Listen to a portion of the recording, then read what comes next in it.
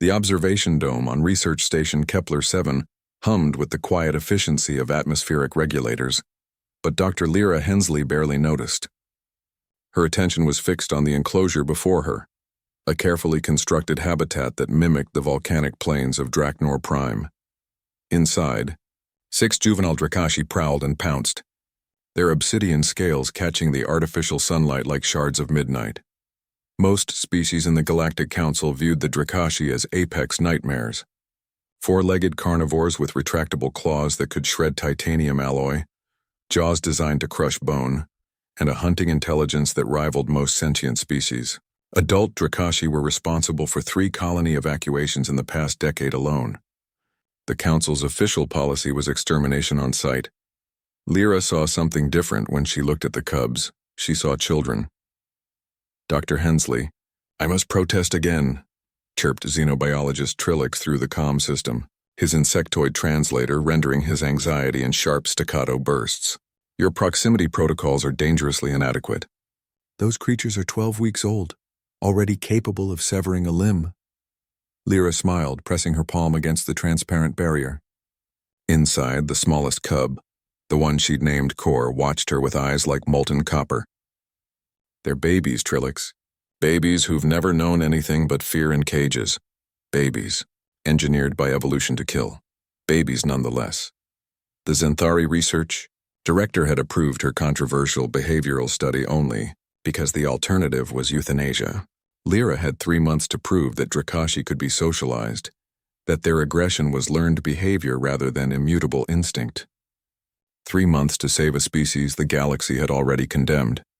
She'd been working with them for 6 weeks. Progress had been glacial, until today.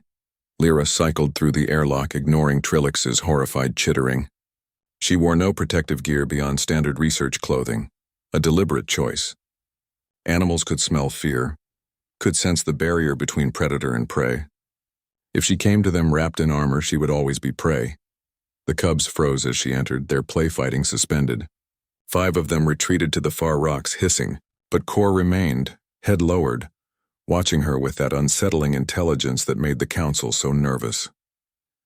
"Hey there, little one," Lyra whispered, lowering herself to the ground. She'd learned not to tower over them. "Remember me?" Core's nostrils flared, tasting her scent. His tail, a muscular appendage tipped with bony ridges, lashed once, twice. Not quite aggressive, not quite welcoming. Curious. Lyra extended her hand slowly, palm down, fingers relaxed. Every xenobiologist in the galaxy would call this suicide. But she'd studied Earth's ancient wolves, had read about the first humans who turned wild hunters into companions. It had started with trust. With patience, with play, Core crept forward, each movement deliberate. His scales rippled with chromatophores that signaled his emotional state, currently flickering between orange caution and purple uncertainty. He was 3 feet away, 2 feet, close enough that Lyra could see the tiny serrations on his claws, still soft with youth but growing harder each day. Then he did something unexpected. He opened his mouth and gently, so gently, closed his teeth around her sleeve. Lyra's heart hammered, but she forced herself still. This was a test, maybe even an invitation. Core tugged, his head tilting in a gesture that seemed almost playful. The fabric of her jacket stretched. In that moment, Lyra made a choice that would change everything. Instead of pulling away, she grasped her own sleeve and began to twist it, creating resistance against Core's grip. The cub's eyes widened. He tugged harder. Lyra tugged back, laughing. She began to move her arm in circles, and Core followed, his body coiling and uncoiling as they engaged in an improvised game of tug-of-war, and then Lyra heard it, a sound that made Trilix scream through the comm system, a sound no researcher had ever documented from a juvenile Drakashi, a deep, rhythmic vibration emanating from Core's chest. Not a growl, not a warning, a rumble, a purr. "Impossible," Trilix breathed. "Adult Drakashi only make that sound during mating rituals or before a kill. It's a threat resonance." "No," Lyra interrupted, tears streaming down her face as she continued the game. Core was fully engaged now, his tail wagging, actually wagging as they played. "It's not a threat. Listen to the frequency. It's lower, rhythmic. This is contentment.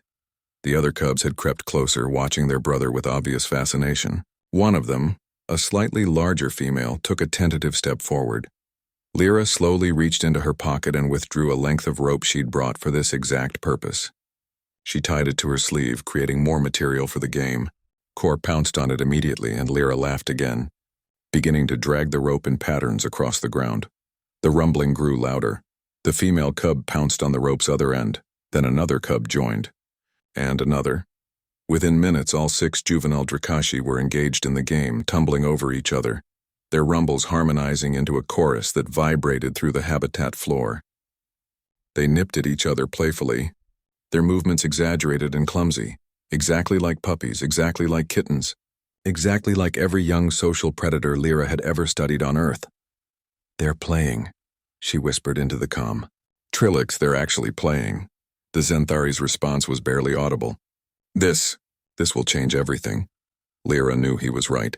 The Galactic Council's xenocide protocols were based on the assumption that Drakashi were irredeemable killers, incapable of bonding, of domestication, of coexistence. But here, in this dome on the edge of known space, a human woman was playing tug-of-war with apex predators, and they were purring. Cor finally released the rope and approached Lyra directly. She held her breath as he pressed his massive head against her side, the rumbling intensifying. Slowly, carefully, she placed her hand on his scales. They were warm, warmer than she'd expected. "You're not monsters," she murmured, scratching behind the ridge of bone that would someday become a fully formed crest. "You're just misunderstood." Cor's eyes drifted closed, and his rumble deepened into something that sounded almost like contentment, almost like trust, almost like love. 3 months later, Dr. Lyra Hensley would present her findings to the Galactic Council. She would show them footage of Drakashi cubs responding to positive reinforcement, of pack-bonding behaviors, of protective instincts that could be channeled toward cooperation rather than destruction. She would argue that humanity's history of domesticating wolves, of turning predators into partners, proved that aggression was not destiny. But in that moment, sitting in a habitat full of rumbling predators who'd learned that gentleness could be answered with gentleness, Lyra simply played, because sometimes saving a species started with a game, and sometimes the most dangerous creatures in the galaxy just needed someone to see them as something other than monsters.